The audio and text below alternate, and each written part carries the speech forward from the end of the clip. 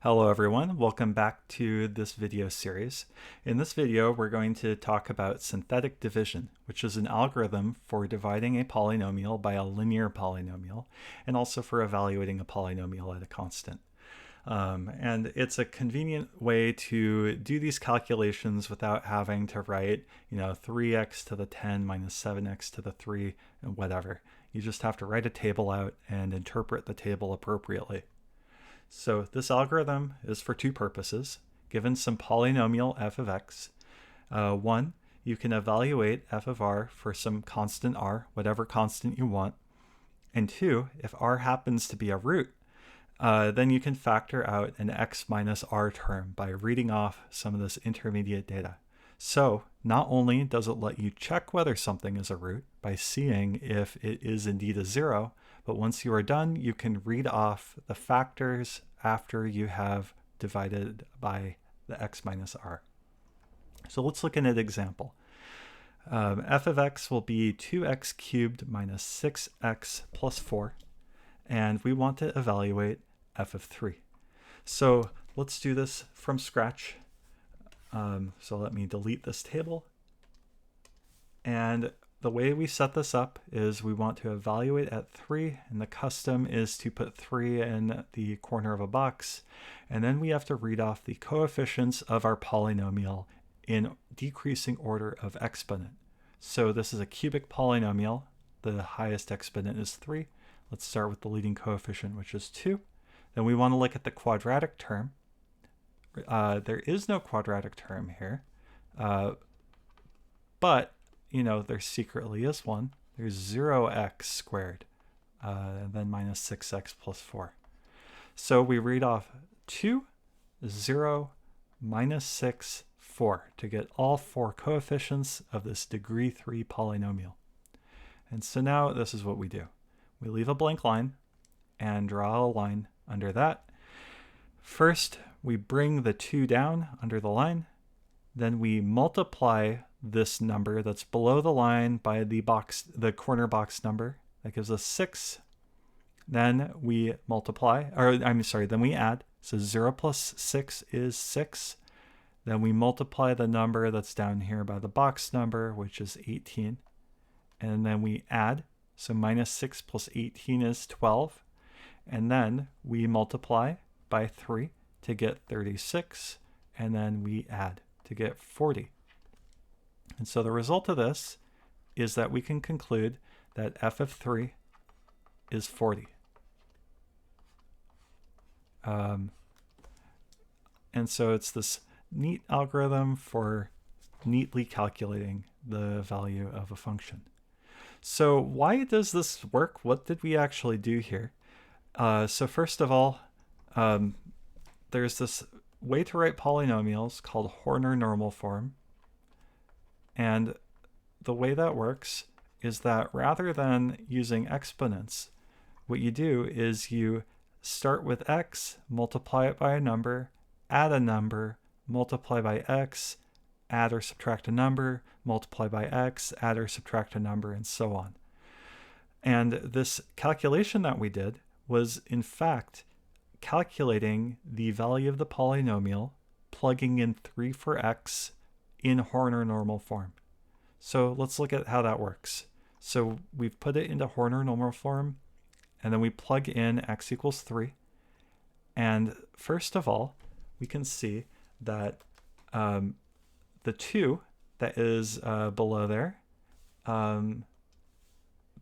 so this 2 that's right there, that corresponds to this 2 there. We multiply by 3 to get 6, which is this number right there.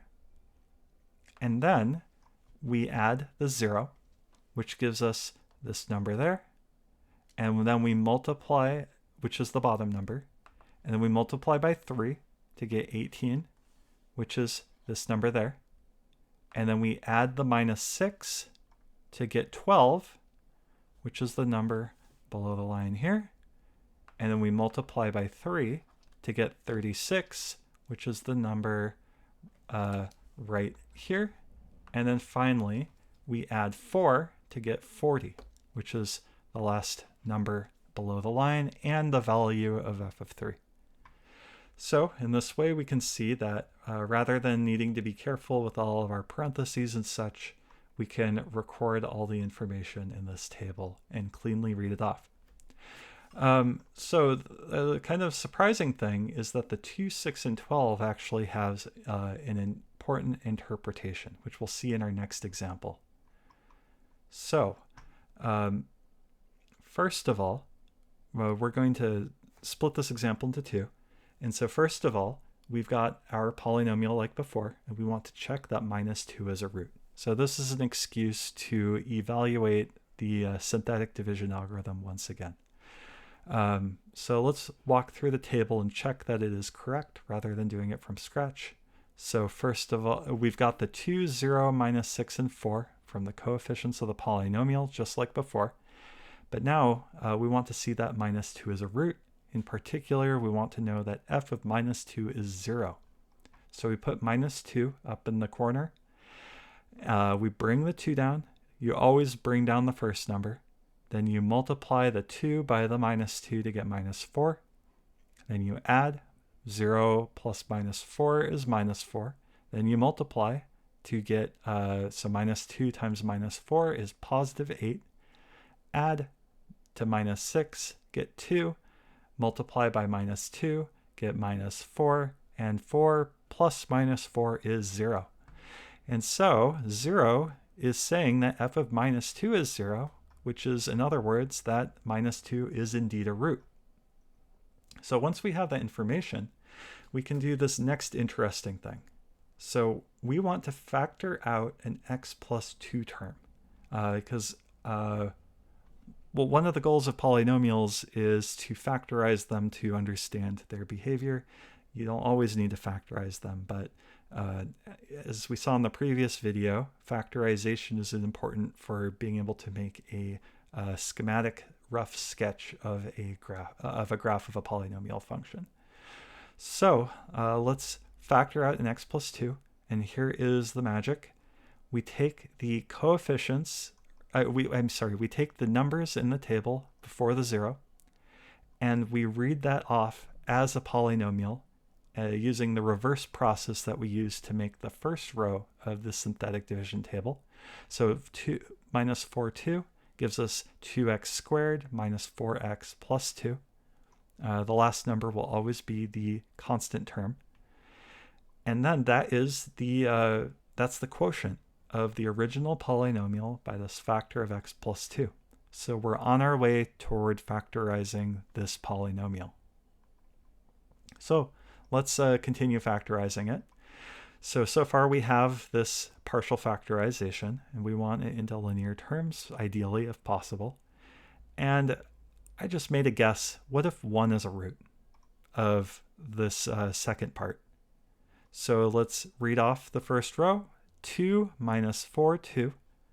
And we are guessing that 1 is a root, so we put 1 in the box, and let's do our synthetic division.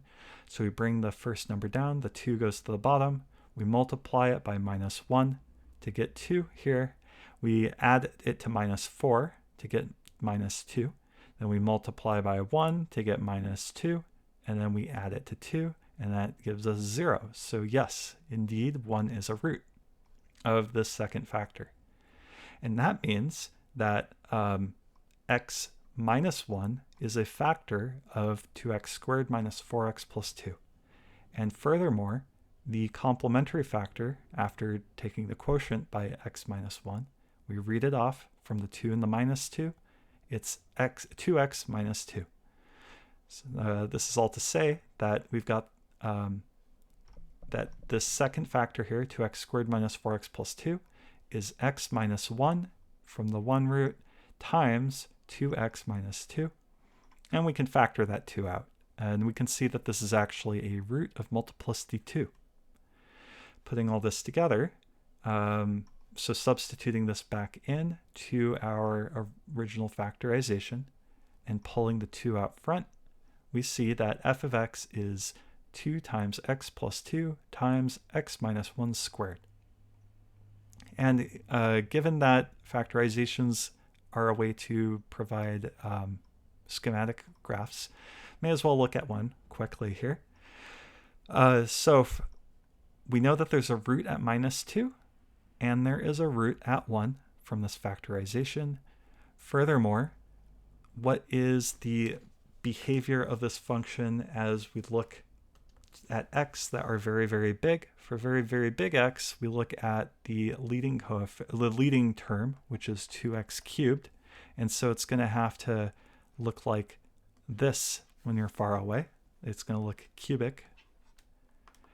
And lastly, at -2, we see that it's multiplicity 1, so it has to be a line, and to be continuous, it has to pass through like such. And also at 1, it is multiplicity 2, so it has to look like a parabola there, and so it bounces off the x-axis and it connects up. So anyway, we saw synthetic division. We saw how we can evaluate polynomials with synthetic division. We saw how we can verify that particular values are roots with synthetic division. And we have also seen that we can read off the other entries of the bottom row to get the other factor after dividing out by the linear factor for that particular root. Anyway, see you next time. Bye.